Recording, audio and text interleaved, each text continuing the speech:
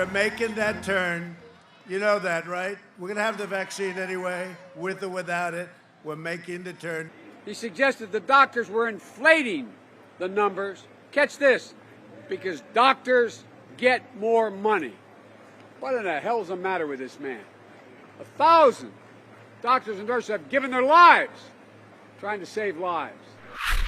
In the final days of the campaign, Joe Biden is ahead in some key polls, but will that lead hold? Will the polls be trustworthy? Both Donald Trump and Joe Biden are crisscrossing key states like Michigan, Florida, North Carolina, Texas, Pennsylvania. What is the path to victory for each of them, and what should you be watching for? There could be wild cards, mail-in ballots, allegations of corruption, good economic news, surging cases of COVID. Anything could change this. There could be a sharp turn. To break it all down, we're joined now by the senior editor of The Atlantic magazine and author of 2 books about Donald Trump, David Frum. Great to see you, David. And joining us is the host of Velshi on MSNBC, Ali Velshi. Great to see you as well. 2 Canadians living in the United States. Ali, I just got to start with you.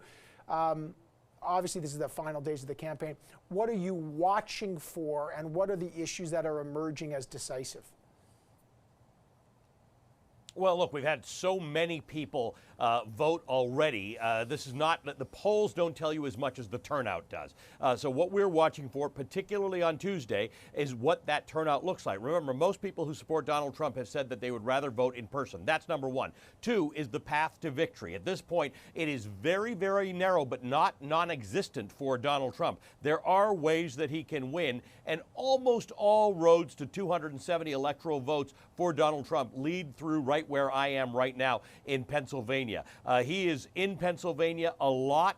He has spent more time here in addition to the other states that he's in that he wouldn't normally have to be spending as much time to shore up his defenses. So Joe Biden's got a bigger map. He's got more possibilities, but it is not sealed for Joe Biden right now. Donald Trump has an uphill but possible way to re-election. All right, David, what are you watching for? What are the telling signals for you in these final days of this campaign?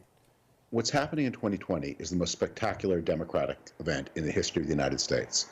Of the 330 million human beings who live in the United States, probably about 160 million will vote. Nothing like that has ever been seen before. When you hear these numbers about voter participation in the past, those are of registered voters, but of actual human beings living in the United States, nearly half, or maybe exactly half, will vote, and that is unheard of. The bigger the turnout, the more accurate the polls become, because we tend to poll the population of the United States or guess at who are likely voters.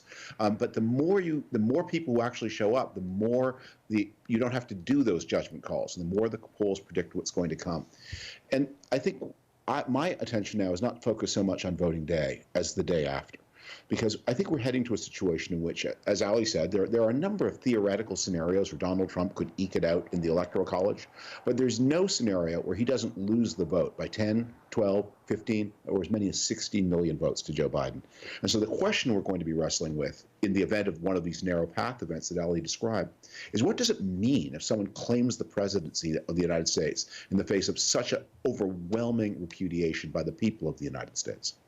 But, Ali, they've done that. I just want Canadians to understand that. The Electoral College does not align at all with the popular vote. And this is something that's been widely criticized. Correct. Canadians don't necessarily understand that. We have, of course, Elections Canada, a central body to run everything. Each state is running things. Each state's got a different process. So it could get very messy, as David just said. So, calibrating what David said, what are you looking for on that final day between mail-in, turnout, allegations of voter fraud? How does this play out?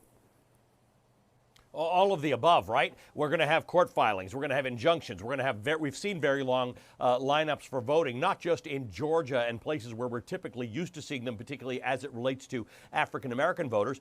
New York City's got massive lineups for voting. So first of all, we're going to see a lot of legal activity on Tuesday night. I'll be in Pennsylvania. I'll be in Philadelphia in particular, where we're expecting some of that to happen. Then there are court cases about when ballots can be accepted because many of them have been mailed in. Most people are saying, if you haven't cast your ballot by now, please don't mail it. But some people have. And in Pennsylvania, for instance, the current ruling, which could change, is that they will have until Friday Friday after the election to receive ballots and count them. So in close states, we may be counting for several days. What happens in that instance where we don't have a declared winner, or we've got a state like Michigan or Pennsylvania, which might be pivotal, and we don't know what's going to go on? One of the things that these cities are bracing for, including Philadelphia, where I am, is violence, unrest, things like that. Walmart has taken guns out of its displays so that if its stores get broken into or looted, nobody can go to them. The National Guard is here in Philadelphia as we speak. There are contingency plans for that. So in addition to the political dissatisfaction with the idea that Donald Trump may win the election without winning the popular vote again, we have had a summer of discontent in the United States, and there are a lot of people anxious and angry and armed in this state. So I'm going to be in this country. So I'm going to be watching for that as well. David, let me pull back a bit to the final messages here, because, you know, Donald Trump's two messages, maybe he's got three. One, COVID's not a big deal. It's going to we're rounding the corner, it's over. And Joe Biden is corrupt. And that's been a huge issue certainly for his base. Yeah. Joe Biden's message is Donald Trump's bungled COVID. But then you've got surging economic news that Donald Trump is trumpeting. So how do you compare and contrast their final message, and what is actually connecting, David? Well, as you said, Donald Trump had those two messages. COVID is overhyped, and Biden is bad, or Biden's son is bad. He's had a third message, which is all of this is terribly, terribly unfair to me. Biden's message is it's time for a change, and that's always the message of the challenger. There has been economic recovery, but let's just keep this in perspective. The United States has had a good third quarter. But if you compare the American economy today to the American economy exactly a year ago, November of 2019, the American economy today is 3.5 points smaller than the American economy of the end of 2019. So what does that mean? At the bottom of the financial crisis of 2009, the American economy was 3.5 points smaller than it had been at the previous peak. Back in 2009, we thought that was a pretty big hole. The American economy has been climbing up and up and up, and where is it? It's back where it was in the worst recession since the Great Depression. So I don't think Trump has much of an economic message. He's got hope and vaporware. All right, what about this, Ali, the corruption message? Does that stuff connect, or is that a Hail Mary pass of desperation? No, it doesn't. And that's the issue, that even in 2016, the message did connect because a lot of the mainstream media was trying to figure out what was behind the story and was asking Hillary Clinton questions about it. Now we're a little better at verifying or figuring out that things aren't verified. But the bigger problem is that the people who are supporting Donald Trump, and I've been on the road, as you know, for the last 2 months, and I'll be on the road again this weekend, they're not getting their news from The Atlantic, and they're not getting their news from MSNBC. They're not hearing nuanced and reasonable debates about this point of view on a topic or another point of view on a topic. They're getting fed their news by Fox and by a lot of conservative and somewhat conspiratorial media. So it doesn't matter. The people who are voting for Trump are hearing that Joe Biden is corrupt and gets his money from Ukraine and China and all that kind of stuff. And the folks who aren't consuming that news are not hearing that story all that well, or are hearing it being debunked. So that's part of the problem here. There aren't a lot of people to convince. As you and I discussed the other day, there aren't really that many undecided. We've heard anywhere from 2 to 5%. I don't even believe that's true.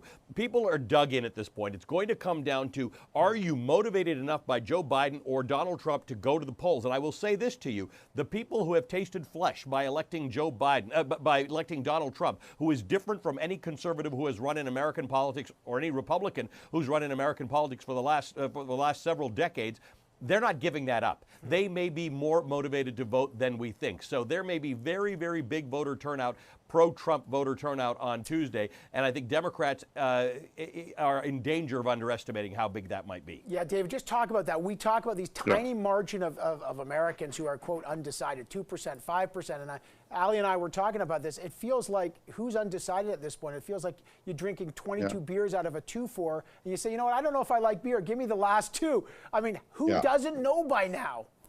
Well, I want to say something. One thing has to be said about the way you phrased the last question. We have 2 decades of tax disclosures by Joe Biden and many years of his Senate disclosures through almost all of his career in the Senate. Joe Biden was one of the 2 or 3 poorest senators. We know everything we need to know about Joe Biden's finances. And the idea that Donald Trump, who is the most corrupt president in American history, and so corrupt that at this point, I don't think you can even mention any runner-up, who is taking bribes in a hotel on the catty corner to the White House, the idea that he would make that his issue, it's as if he made physical health and wellness his issue. I mean, this is also, it's just absurd. On to this point about mobilization, you are absolutely right. The story of the Trump years has been competing mobilizations.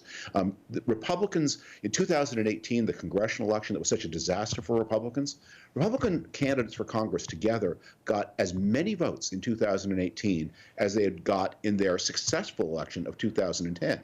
It's just that Democrats got 9 million votes, even more than that. So Trump has energized something the American voter, or his voters, in a way never before seen. It's just there are fewer of those than the voters who dislike Donald Trump, and so Biden's potential for mobilization is vastly greater. And the polls are putting the results right now at about Biden at about a little over 50, Trump at about 42. I don't think I think it's not going to be possible for Trump to catch up. And we are on our way to a massive popular vote result. And the question is, does the American electoral system reflect the American popular vote? Guys, it's going to be a fascinating night, maybe a fascinating week, maybe longer. I don't know. Ali Velshi from MSNBC, David Frum from The Atlantic. Guys, stay safe, stay well, and we'll talk again next week. Thanks, guys.